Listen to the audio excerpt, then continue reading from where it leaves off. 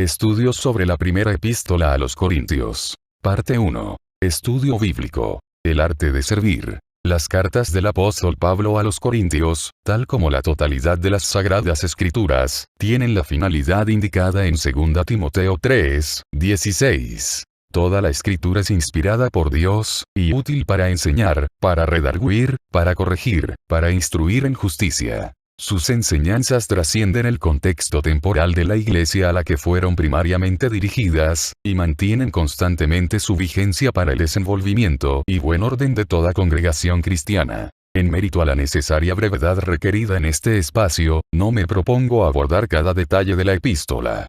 Más bien, quisiera examinar algunos principios generales que se desarrollan en ella, a los que los cristianos haremos bien en sujetarnos. Capítulo. Pablo, llamado a ser apóstol por la voluntad de Dios. Pablo comienza su presentación señalando que fue llamado a ser apóstol de Jesucristo por la voluntad de Dios. Esto encierra un principio importante. El llamamiento de un siervo de Dios le compete directamente a Dios. Pablo no fue seleccionado como apóstol por la determinación de una comisión de cristianos notables, ni por los demás apóstoles, si bien estos oportunamente lo reconocieron como tal. Pablo, apóstol, no de hombres ni por hombre, sino por Jesucristo y por Dios el Padre, Gálatas 1:1, y reconociendo la gracia que me había sido dada, Jacobo, Cefas y Juan, que eran considerados como columnas, nos dieron a mí y a Bernabé la diestra en señal de compañerismo, Gálatas 2:9, por lo tanto, es necesario recordar siempre que en el orden de Dios solo el Señor de la mies, a través del Espíritu Santo, tiene la prerrogativa de enviar obreros a su mies. La congregación en Corinto reconocida como Iglesia de Dios. Observemos ahora que la carta que nos ocupa fue dirigida a la Iglesia de Dios que está en Corinto. Es primordial reconocer que toda auténtica iglesia cristiana, al margen del lugar donde se encuentra, es de Dios. La iglesia en Corinto, no de Corinto, no le pertenecía al apóstol Pablo, pese a que él fue uno de los instrumentos de Dios para establecerla, ni a Apolos, ni a Cefas. Ni siquiera era una posesión particular de los creyentes que la integraban, sino de Dios mismo. Esta característica debe prevalecer en cada iglesia local que se precie de ser una genuina expresión de la iglesia de Dios. A propósito, conviene recordar que ningún edificio material, aunque esté magníficamente construido y dedicado a actividades religiosas, puede ser en sí mismo una iglesia. Las Escrituras enseñan claramente que la casa de Dios, es decir, su iglesia, 1 Timoteo 3:15, está constituida exclusivamente por creyentes redimidos por la sangre del Señor Jesucristo, edificados como casa espiritual. 1 Pedro 2:5. En cierta ocasión, un constructor se ufanaba de haber edificado 3 iglesias. Pero, desde el punto de vista bíblico aquello era inexacto.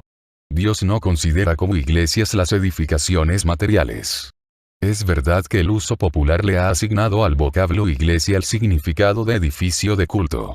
Pero los creyentes no tenemos por qué avalar esa acepción contraria al sentido bíblico. Solo los santificados en Cristo Jesús, por Él convocados y reunidos en su nombre en cualquier lugar, con edificio o sin él, constituyen la expresión de la iglesia de Dios en el punto de que se trate.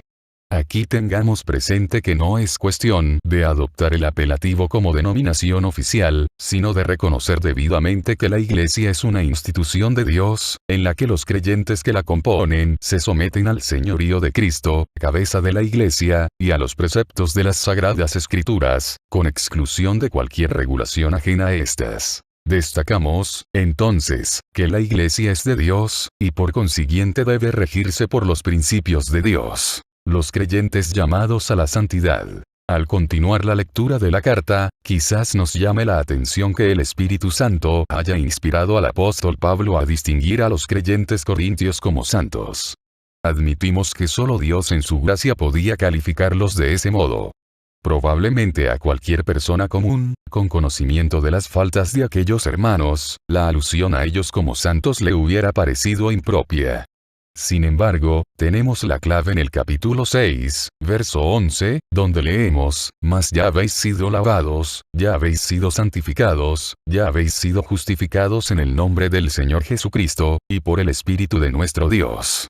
Dios los consideraba santos en razón de que por la fe habían llegado a ser sus hijos, limpiados y justificados en virtud de la sangre preciosa del Señor Jesucristo y la operación del Espíritu Santo en sus vidas.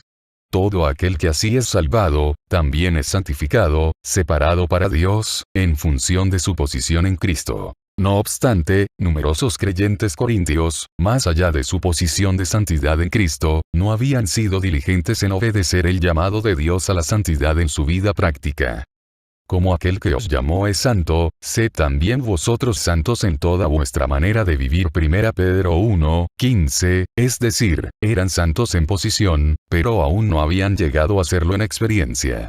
Por cierto que esa situación era incompatible con la fe que profesaban, pero, lamentablemente, debemos reconocer que no nos es ajena a los cristianos de hoy. Dejemos en claro que el modo divino de santificación no guarda relación alguna con la práctica romana, totalmente antibíblica y, por lo tanto, supersticiosa, de canonizar, después de muertas, a determinadas personas consideradas prominentes, pretendiendo reconocerles prerrogativas excepcionales de parte de Dios, que realmente no poseen ni pueden poseer. Empero, todo aquel que cree en el Señor Jesucristo para salvación, es inmediatamente santificado en Cristo, en virtud de su sangre, Hebreos 13:12, pues sin santidad nadie verá al Señor. Hebreos 2:14. Continuaremos en el siguiente video, parte 2.